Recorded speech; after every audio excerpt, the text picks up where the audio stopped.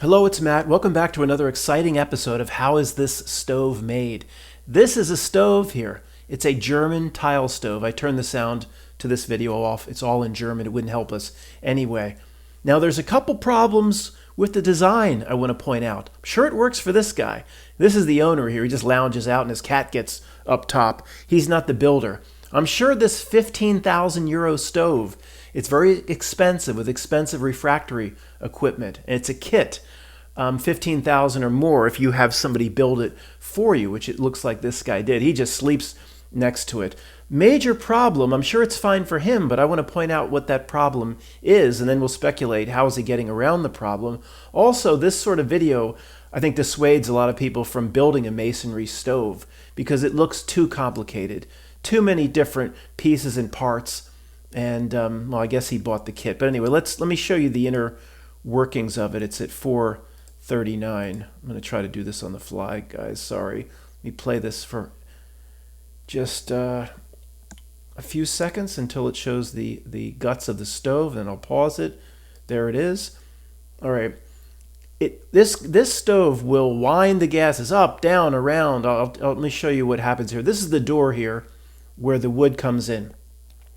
The wood comes up high, hits a curved firebox. Again, this has to be some sort of a kit that he ordered, but he has a professional putting the kit together. The gases flow over this wall, down here, go under, come up. Well, no, they go under here. They go under this wall. The gases come up here. They flow around the corner here. This is a clean out door. They go here, and they go up into a second chamber, which like the Russians would call the second bell or a double bell.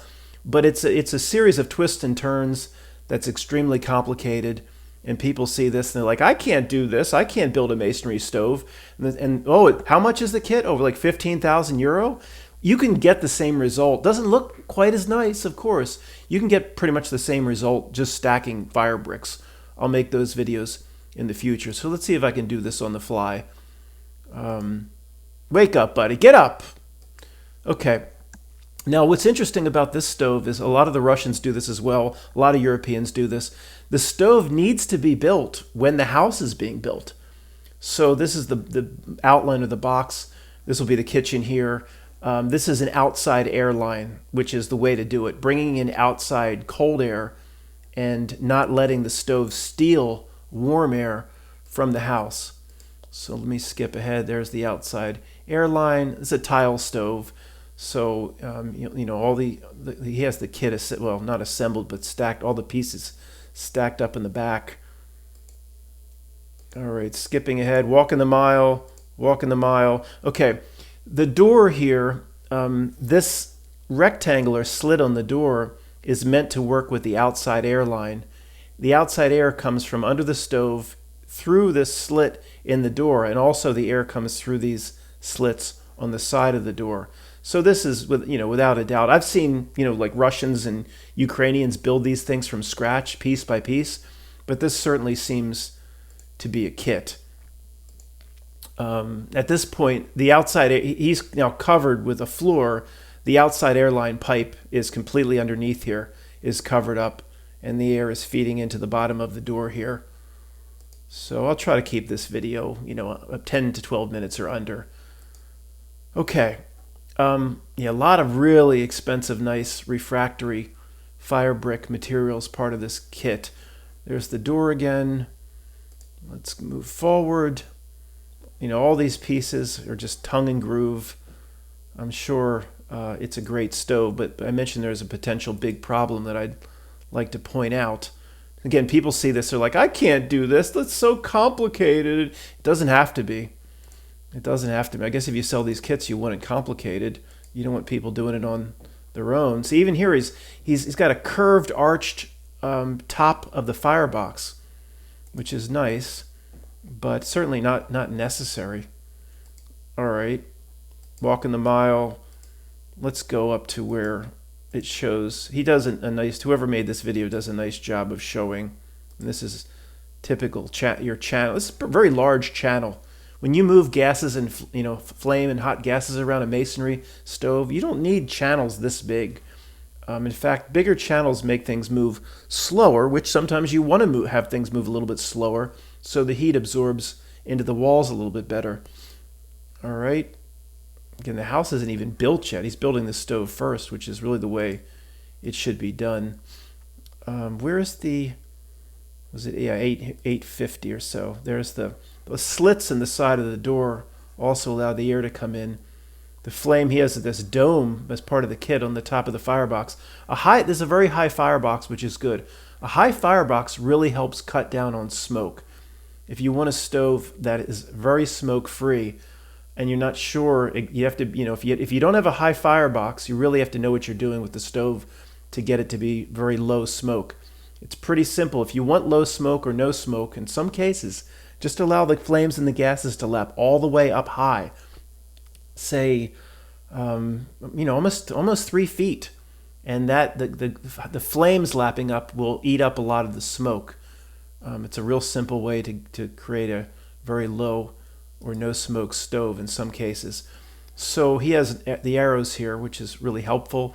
The wood is loaded here, goes over top this wall. The gases are drawn down. The gases are then drawn underneath this wall. They come up. The gases go. This is a clean out door for ash and stuff once a year. The gases then flow around the corner here, and then here they go up into a second part of the stove, or a second chamber, or the Russians would say like a second bell. So again, wood's loaded in here, firebox burn, that's the arch dome. Gases are drawn over this wall, down, probably potentially below the firebox. You can draw gases below the level of the firebox if you have enough draw from your chimney. Under here, up, over here, around here, and then up into a second chamber, which I'm sure is coming up next, if I remember correctly. Show us the arrows. Thank you. Okay. Then up, this is the second chamber built on top of what was just seen. Up here, there would be the roof of this would just be, just the roof of the whole thing would be just on top of this. So it's only about 10 inches high, 8 to 10 inches high.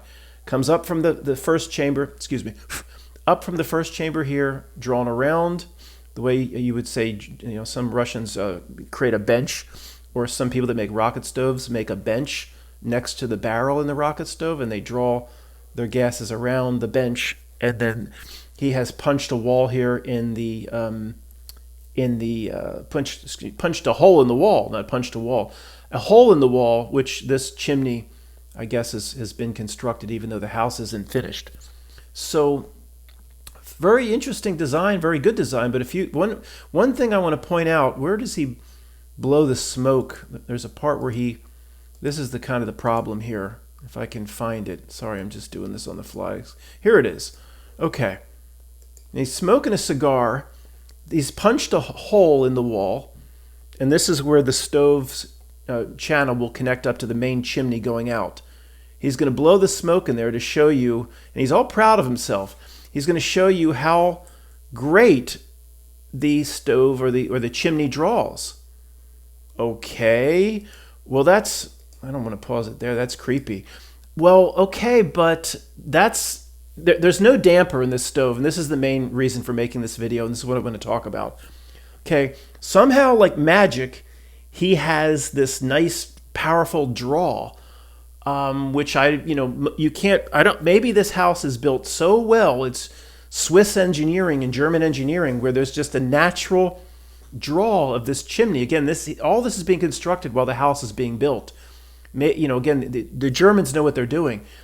What creates draft and draw and, quote, suck in a chimney is heat, usually, keeping it warm, insulated. Here it is, it's through the center of the house. But they seem to have designed it so, as he blew his smoke in here, that this chimney that's already built, even though the house isn't finished, is just constantly pulling up. Now, it's almost pulling up like you'd think there's a fan. Some people put fans at the top of their chimney if they have a problem that pull everything up. But this house is probably so well built with the German engineering that this chimney just constantly draws. Now, here's the problem. Let's go back to where we were here. That showed how everything works. Okay. maybe I'm not going to be able to find it for you, but there's no damper, no damper over the firebox. So in most stoves where you have the gases going up, down, left, right, around, up into a second chamber, left, right, around, any stove where you have that happening almost always has to have a damper. That means that the firebox has an opening that's covered with like a sliding piece of metal, and the Russians would slide the metal open, and the gases then are allowed to when the stove is cold. The stove is ice cold. You can't get your flames and gases to go up, down, left, right, down, up. It won't work. It'll smoke your entire house out. It'll smoke the entire house out, and it won't work. So you got to put a damper. So when you first light this up, the gases rise up in the firebox, and they immediately find the chimney and go right out. They bypass. They don't go up, down, left, and right. Now, once everything heats up and the chimney starts to get hot, and the flames are, going up into the chimney, and whatever the chimney's constructed of, terracotta or refractory material, gets 200, 300 degrees. Then you can close off the damper here, slide the metal shut, and the chimney then is so warm, it's pulling so hard that your flames and your gases will immediately, you will then be able to go down, up, down, left, right. The draw of the system, because it's hot, is so powerful, then everything can be pulled through chamber 1, and then pulled through chamber 2. But in most stoves, 99% of the time, you'd have to have a damper in here. You can't just, again, I'm assuming, this is some German home where who knows how they've created such draft in that chimney. Who knows? But most people, if you make this a stove where the gases are drawn down at all or along a bench, you have to have the damper. I know I've stressed that 20 times now, but that's the purpose of me making this video. Somebody sees this video, oh, I'm going to build a stove like that. And they copy, basically, though, want to pull the gases down and they go to light it, boom, the gases aren't going to be drawn down. Everything's ice cold. The smoke will just want to go right back out the door. And it'll probably be Thanksgiving Day, and all your relatives are coming over. You'll just smoke your entire house out.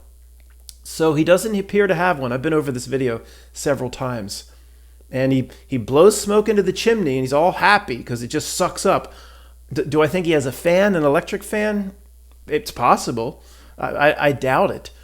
Again, if you're designing a house, like German engineering, and you're going to put in a $15,000 masonry stove, I think there's certain things that can be done so that chimney just naturally draws up, and it still could be a little sluggish when he first lights it up, but within a few minutes it probably starts drawing very, very well. If you're going to build one of these, never take a chance. Absolutely have to have a damper so the gases can get directly from the firebox to the chimney until the entire system heats up. Other than that, 99% of the time, it will be an absolute disaster. Thanks for listening.